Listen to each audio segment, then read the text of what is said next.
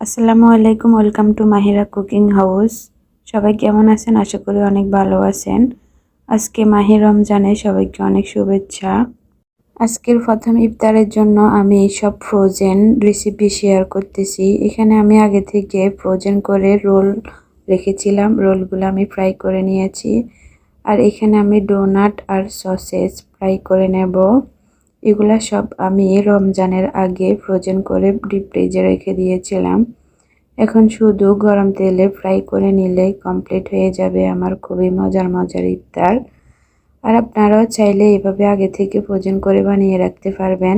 একদিন বানিয়ে রাখলে 30 দিনের ঝামেলা শেষ। শুধু গরম তেলে ফ্রাই করে নিলে খুব সহজে ইফতার তৈরি হয়ে যাবে আর সময়ও বাঁচবে। সময় বাঁচাতে হলে এভাবে অল্প সময়ের মধ্যে আপনারা আগে থেকে তৈরি করে ফ্রোজেন করে রেখে দিতে পারেন।